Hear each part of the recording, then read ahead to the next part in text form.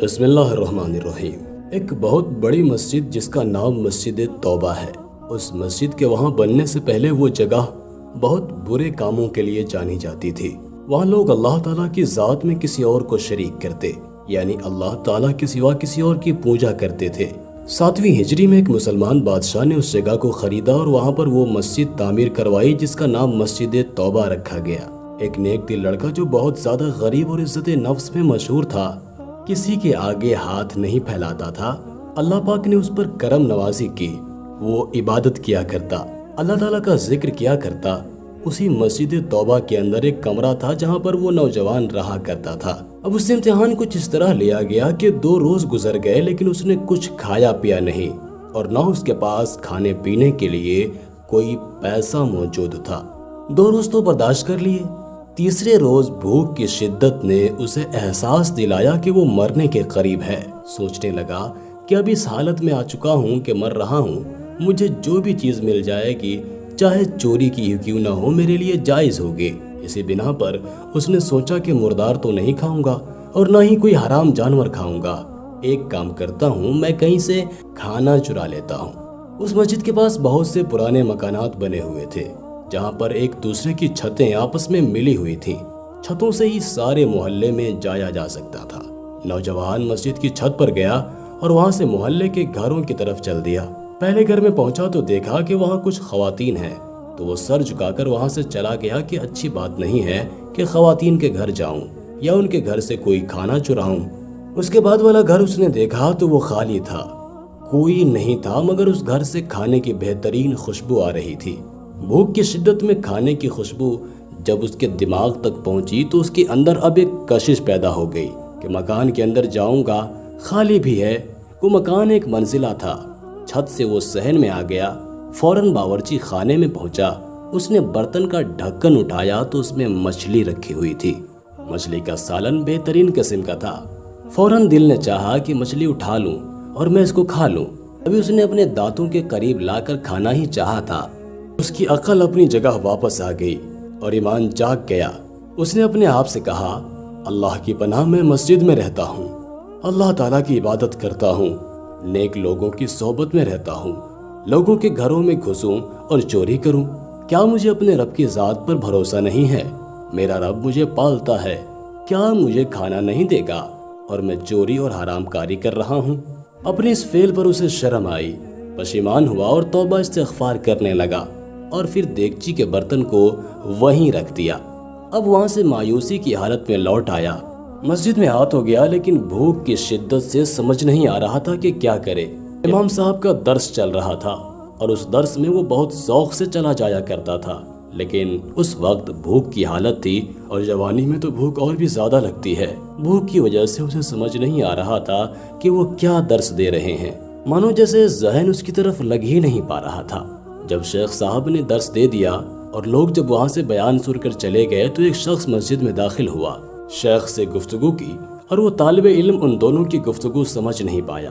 شیخ نے اپنے آس پاس نگاہ کی تو اس نیک لڑکے کے علاوہ کسی کو وہاں نہ پایا کیونکہ سارے لوگ جا چکے تھے۔ پھر اس نے اسے آواز دی، تم شادی شدہ ہو لڑکے؟ لڑکے نے کہا کہ نہیں شیخ صاحب۔ شیخ صاحب نے کہا، تم شادی کرنا نہیں چاہتے ہو؟ جوان خاموش رہا۔ امام صاحب نے پھر کہا، مجھے بتاؤ کیا تم شادی کرنا چاہتے ہو یا نہیں؟ اس نوجوان نے جواب دیا، اللہ پاک کی قسم، میرے پاس ایک لقمہ روٹی کے بھی نہیں ہے، میرے خود کے پاس پیسے نہیں ہیں تو میں کسی اور کو کیا کھلاؤں گا، میں کس طرح شادی کر سکتا ہوں؟ شیخ صاحب نے کہا کہ یہ آدمی آیا ہے اور کہتا ہے کہ یہ اپنی بیوہ بہن کے ساتھ رہتا ہے اور خاتون جس کا شوہر وفات پا چکا ہے اس شہر میں بے بس ہے اور اس دنیا میں سوائے اس کے بھائی کے کوئی عزیز رشتہ دار موجود نہیں ہے۔ یہ بھائی کہتا ہے کہ وہ خاتون شوہر سے گھر اور میراث یعنی مال کو پا چکی ہے، یعنی سب کچھ ہے اس کے پاس، وہ ایک امیر ترین خاتون ہے، لیکن اب وہ ایسا مرد چاہتی ہے کہ اس کے سرپرستی میں رہ کر وہ تنہائی کے گناہ سے بچے اور حفاظت بھی پا سکے۔ کیا تم اس نیک خاتون سے شادی کرو گے جو اس وقت شادی کی خواہش مند ہے؟ نوجوان نے بہت سوچا اور بہت سوچنے سمجھنے کے بعد اس نے ہاں کر دی۔ شیخ صاحب نے نوجوان سے اجازت لے کر اس خاتون کے بھائی سے کہا، یہ نوجوان تو راضی ہے، بہت نیک ہے، نیک سیرت کا مالک ہے، اعلیٰ اخلاق ہے، اللہ عز و جل کا ایک نیک بندہ ہے، بس اس کے پاس تمہاری بہن کو پالنے کے لیے، اس کی کفالت کرنے کے لیے پیسے نہیں ہیں۔ کیا تم قبول کرتے ہو ایسا شخص اپنی بہن کے لیے؟ تو وہ کہنے لگا کہ میری بہن کے پاس اللہ کا دیا ہوا سب کچھ ہے، بس اسے ایک نیک شوہر چاہیے جو اس کی عزت کی حفاظت کر سکے، اور تم ایک بہترین شوہر ہو، کیونکہ وہ اب تنہائی کی زندگی گزارنا نہیں چاہتی۔ شیخ صاحب نے کہا کہ یہ تمہاری بہن کے لیے بہترین شوہر ثابت ہوگا۔ اسی وقت اس خاتون کے بھائی اور 2 گواہوں کو بلا کر عالم دین نے نکاح پڑھوا دیا۔ نکاح ہو چکا تھا۔ خاتون جو کہ حجاب میں تھی، ان کا چہرہ کسی نے بھی نہیں دیکھا تھا۔ شیخ صاحب نے کہا، اے نیک بیوی، اپنے شوہر کا ہاتھ تھام لے اور اپنے گھر کی طرف اس نیک شوہر کو لے جا۔ خاتون نے اپنے شوہر کا ہاتھ تھام لیا اور اپنے گھر کی طرف اپنے شوہر کی رہنمائی کی۔ جب گھر میں داخل ہوئی تو اپنے چہرے سے نقاب اٹھایا۔ وہ نوجوان اپنی بیوی کے حسن و جمال کو دیکھ کر حیرت زدہ رہ گیا۔ حسین بیوی سے جب نظریں ہٹی اور گھر کی طرف گئی تو دیکھا کہ یہ وہی گھر ہے جس میں وہ داخل ہوا تھا۔ یہ تو وہی گھر ہے جس میں چوری کی غرض سے گیا تھا کہ میں کچھ کھا لوں، لیکن میں نے کھایا نہیں تھا۔ ابھی اسے اپنے سوالوں کا جواب نہیں ملا تھا کہ زوجہ نے اپنے شوہر سے پوچھا، آپ کو کچھ کھانا ہے؟ وہ تو پہلے ہی بھوکا تھا۔ اس نے کہا ہاں۔ وہ جلدی اس کے لیے کھانا لے آئی، لیکن جیسے ہی برتن پہ سے ڈھکن ہٹایا تو دیکھا کہ کسی نے مچھلی کو اپنے دانتوں سے کاٹا ہے۔ اس نے کہا عجیب بات ہے، گھر میں کون آیا تھا جس نے مچھلی کو 2 دانتوں سے کاٹا ہے لیکن کھایا نہیں، صرف دانتوں کے نشان ہے۔ وہ نوجوان جو پیچھے کھڑا ہوا تھا رونے لگا، رو رو کر بلکنے لگا، تڑپنے لگا اور کہنے لگا، میں آپ کو اپنا قصہ سناتا ہوں۔ اس نے پورا واقعہ سنا دیا کہ وہ کس طرح بھوک کے ہاتھوں مجبور ہو گیا تھا۔ تیسرا دن تھا جب اس کے پاس کھانے کے پیسے بھی نہیں تھے، ایک نوالا تھا، اور جب وہ مجبور ہو کر چوری کی غرض سے گھر میں آیا جو کہ خالی تھا، کوئی بھی نہیں تھا، اس وقت اس نے مچھلی کو کھانا چاہا لیکن وہ نگل نہ سکا، کیونکہ اس کے دل میں خیال آیا کہ چوری تو حرام کام ہے، گناہ ہے۔ کیا میں اتنا مجبور ہو گیا ہوں کہ میں حرام کام کروں؟ کیا مجھے اپنے رب کی ذات پر بھروسہ نہیں ہے کہ وہ مجھے کھلائے گا اور پلائے گا؟ آج دیکھیں، میں آپ کا شوہر بن کر اس گھر میں کھڑا ہوں، کل تک میں اجنبی تھا۔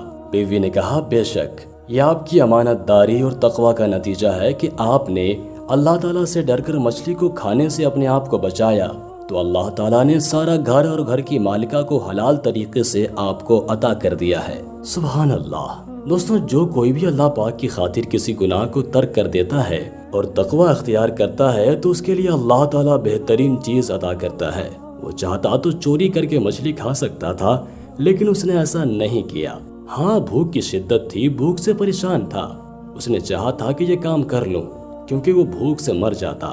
مردار نہیں کھایا، چوری کرنے گیا، لیکن اندر کا جو ضمیر تھا وہ نیک انسان تھا۔ اس نے کہا، نہیں، چاہے کچھ بھی ہو جائے تم حرام نہیں کھاؤ گے۔ اللہ تعالیٰ نے اس گھر کی مالکہ کو اس کی بیوی بنا دیا اور اسی کھانے کو اس کے لیے حلال فرما دیا۔ امید کرتے ہیں کہ آج کی یہ ویڈیو آپ کو ضرور پسند آئی ہوگی۔ ویڈیو کو لائک کرنے کے ساتھ ساتھ دوستوں کے ساتھ شیئر ضرور کر دیجیے گا۔ اپنا بہت سارا خیال رکھیے گا۔ خدا حافظ۔